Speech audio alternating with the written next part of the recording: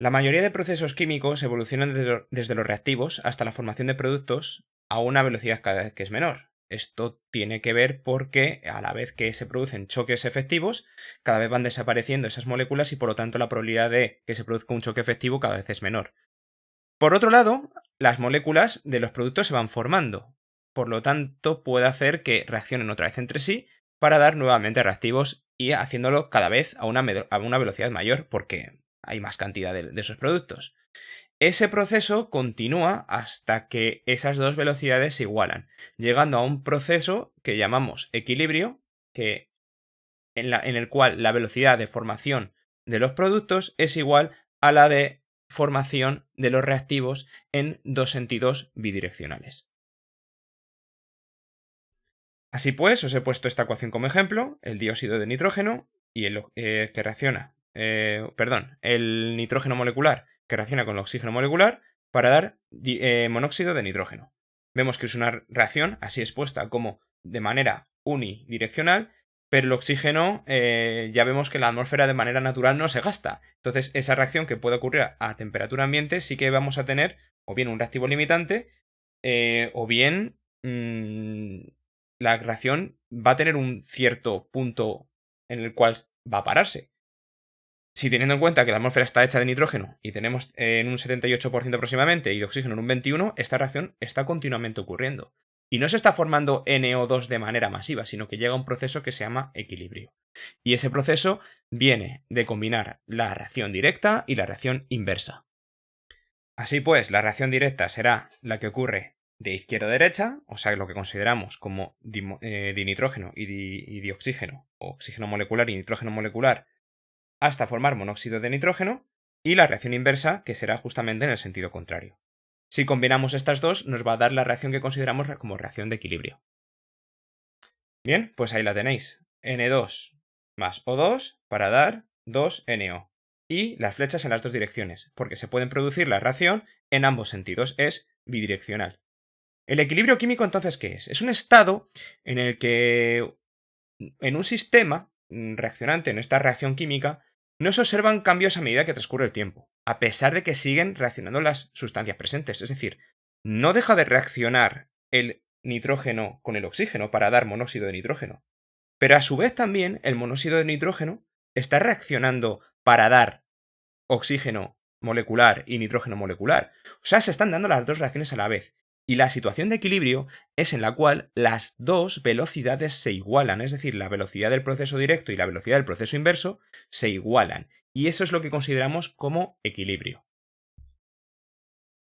No obstante, no todas las reacciones van a ser reversibles en este sentido, que vayan a tener dos direcciones, sino que hay reacciones como la combustión que son directas. Una vez que nosotros quememos un combustible y se convierte en CO2 y agua, ese CO2 y ese agua no va a ser una manera reversible de obtener otra vez ese combustible, o por ejemplo la gasolina.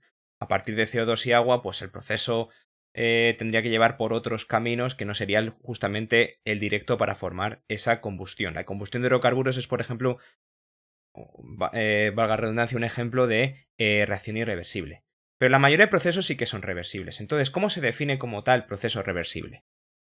Pues bien, lo tenéis ahí. Las reacciones reversibles son aquellas en las que los reactivos no se forman totalmente en productos, ya que estos vuelven a formar reactivos dando lugar a un proceso reversible que conduce al equilibrio. Cuando ambas velocidades se igualan, tenemos ese estado de por sí de equilibrio. Una manera de verlo muy bien es mediante esta gráfica que os pongo aquí. Vamos a centrarnos primero en la de la izquierda, que nos representa la velocidad de reacción frente al tiempo. En la primera vemos que la línea azul representa la velocidad de la reacción directa, es decir, la velocidad va disminuyendo a la vez que van reaccionando los reactivos, ya que esos choques hacen que se vayan convirtiendo esos reactivos en esos productos y por lo tanto la velocidad hace que, o sea, que digamos la efectividad con la cual se van a producir los choques va a disminuir. Y a su vez la velocidad de la reacción inversa va a aumentar porque cada vez vamos a tener más productos. Por lo tanto, al tener cada vez más productos, esos productos van a volver a chocar entre sí para formar a su vez reactivos. Es una reacción que en ese sentido se retroalimenta, por decirlo de alguna manera. O sea, por una parte disminuye y por otra parte aumenta, pero siempre la velocidad de los productos, como no están formados, va a ser menor que la de los reactivos. Hasta que llega un punto en el que vemos ahí que las líneas rojas E y azul se igualan. Y en ese proceso en el cual las dos velocidades se igualan, se conoce como equilibrio. Ahora vamos a la gráfica de la derecha, en la cual se representa la concentración frente al tiempo. La concentración de los productos y los reactivos no tiene por qué ser la misma. Esta no es la única gráfica que tenemos aquí. Aquí vemos que los reactivos cada vez están menos concentrados porque se van destruyendo y los reactivos y los productos, perdón, se van formando, por lo tanto la concentración aumenta. Si no teníamos al principio nada de productos, vamos a tener un momento en el cual va a ascender bastante, hasta que llega un momento en que ambas se estabilizan. Pero en esta gráfica de aquí concretamente vemos que la concentración de los productos es mayor que los reactivos, es decir, la línea roja está por encima de la azul. Y esto no tiene por qué ocurrir así. Puede ocurrir que se estabilicen sin tener que cruzarse las dos gráficas. Es decir, os voy a hacer un ejemplo para que lo podáis ver. Voy a dibujar otra línea azul para que la podáis ver, pero puede ser perfectamente de este estilo.